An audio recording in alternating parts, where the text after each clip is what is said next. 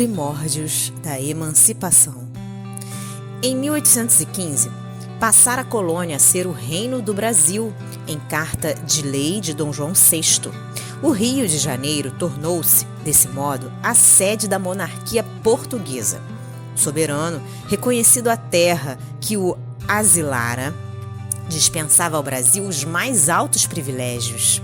O progresso econômico da nação, alentado pelas forças estrangeiras aí estabelecidas com as garantias da lei, avançava em todos os setores da comunidade brasileira. Todo o país se rejubila com a nova era de prosperidade geral. No Rio, porém, o generoso príncipe sofria os mais acerbos desgostos no ambiente da família. Foi talvez em razão desses dissabores que jamais se viu Dom João VI perfeitamente integrado nas suas respeitáveis funções no mundo oficial daquele tempo. São conhecidos o apego do soberano aos seus almoços solitários, sem as etiquetas da época, seu retraimento e desleixo quanto às pequeninas formalidades que constituem o problema da elegância de um século, com as roupas desabotoadas, mal contendo o corpo nas suas dobras, em desalinho. Muitas vezes foi ele visto alheio às sérias preocupações da sua autoridade suprema, como se o seu espírito vagasse na paisagem de outros mundos. Dom João se acostumara à maravilhosa beleza do sítio da Guanabara, que se tomara de amor pela pátria que os seus valorosos antepassados haviam edificado.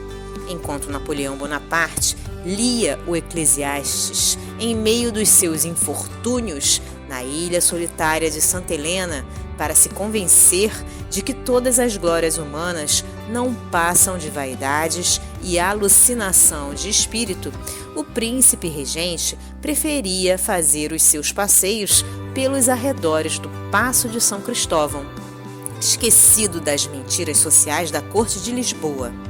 Aqui, no Brasil, ao menos o inédito dos céus sempre azuis e das encantadoras perspectivas dos morros verdoengos e floridos representavam um anestésico para o seu coração dilacerado de filho, de esposo e de pai.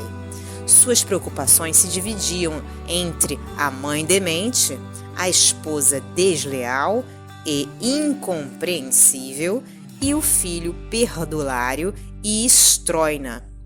No seu cérebro não havia lugar para considerações em torno das transformações políticas da época, e a antiga metrópole portuguesa continuava sob a orientação dos homens públicos da Inglaterra. Em 1816, desprende-se do corpo enfermo e envelhecido o espírito de Dona Maria I.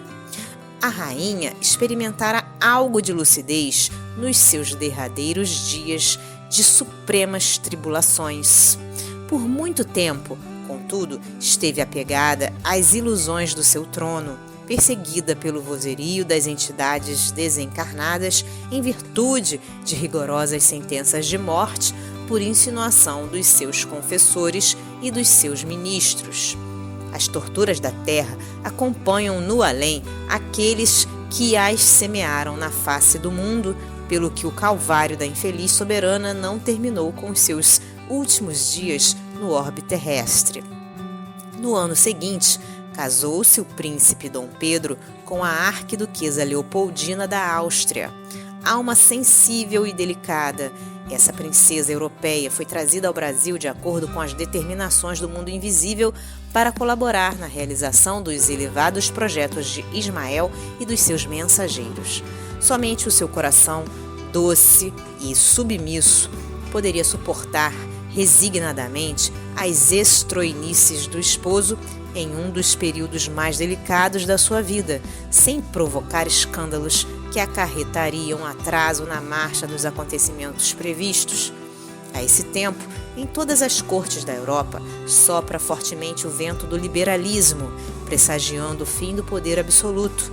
A República Francesa havia desferido tremendos golpes em todos os preconceitos do sangue e da autoridade. As constituições moldadas na célebre Declaração dos Direitos do Homem e do Cidadão surgiam em todos os países dando ensejo à renovação das liberdades políticas.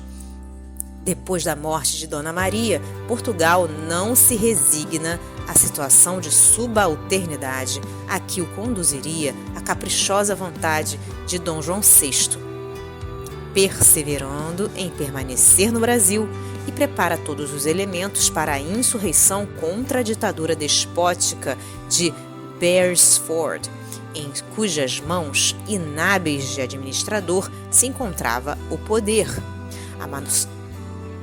A maçonaria que, em todos os tempos, defendeu os princípios da liberdade e da fraternidade humanas, solicitada por elementos de Lisboa e de Pernambuco, não hesita em estender o seu concurso à independência do Brasil, que constituía assunto de somenos importância para os portugueses, desde que o soberano regressasse imediatamente à Europa, colocando-se à frente dos negócios do trono.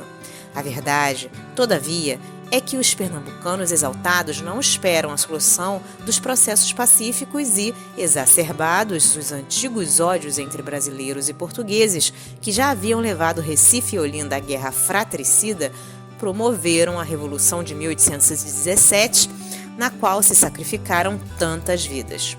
Foi quando apareceu em todo o norte do país o famoso Preciso, redigido por Luís de Mendonça, que se viu ameaçado de fuzilamento. As comissões militares, designadas para reprimir o movimento, ordenaram morticínio e crueldades que consternaram o coração do próprio rei, induzindo-o a mandar suspendê-las sem perda de tempo, a fim de que cessassem as arbitrariedades dos executores das ordens do Conde dos Arcos. A 6 de fevereiro de 1818, dia da sua coroação, o soberano concedeu anistia a todos os implicados. Ismael e seus emissários conseguiram, com a proteção de Jesus, fazer desabrochar por toda parte os albores da paz, lançando os alicerces da emancipação do Brasil. Em 1820, rebenta em Lisboa e no Porto a Revolução Constitucionalista. Portugal, reduzido à condição de colônia, desde a ocupação de Junot, reclamava a volta imediata da família real à metrópole portuguesa e o regime da Constituição para sua vida política. As próprias tropas que estacionavam no Pará e na Bahia aderiram ao movimento da pátria. Dom João VI busca procrastinar as suas decisões. Promete enviar o príncipe Dom Pedro para examinar a situação, mas todos, ou quase todos os portugueses do Brasil, protestam contra as atitudes tergiversantes do monarca. As tropas, aderindo ao movimento do reino, se reúnem no Largo do Rocio. O momento era dos mais delicados. Os colaboradores invisíveis, no entanto, desdobram suas atividades conciliadoras junto de todos os elementos políticos presentes na cidade. E Dom Pedro, depois de algumas combinações necessárias e rápidas, corre ao Paço de São Cristóvão, de onde traz um decreto antedatado com a assinatura do soberano, declarando que aceita e mandará cumprir a Constituição da Junta Revolucionária de Lisboa. Os militares e a população entregam-se então às mais ruidosas manifestações de alegria. Girândolas e bandeiras celebram nas ruas cariocas o acontecimento. Entram, porém, em jogo os interesses de Portugal e do Brasil. A 7 de março de 1821, Dom João VI torna conhecida a sua resolução de regressar a Lisboa. Logo, os favoritos da sua corte lhe insinuam a supressão de todas as liberdades que ele havia outorgado à pátria do Evangelho. Mas a mentalidade brasileira protesta pela voz dos seus homens mais eminentes. O generoso soberano, cujo reinado transcorria num dos períodos mais críticos da história do mundo, foi obrigado a deixar no Brasil o filho como príncipe regente. No momento das despedidas, profere ele a famosa recomendação: Pedro, se o Brasil se separar de Portugal, antes seja para ti que me respeitarás, do que para algum desses aventureiros. Se você gostou desta obra, colabore com a divulgação dos ensinamentos trazidos pelos benfeitores do plano espiritual. Adquira um bom livro espírita e ofereça-o de presente a alguém que ama. O livro espírita, além de divulgar os ensinamentos filosóficos, morais e científicos dos espíritos evoluídos, também auxilia no custeio de inúmeras obras de assistência social, escolas para crianças e jovens carentes, etc. As obras espíritas nunca sustentam financeiramente os seus escritores.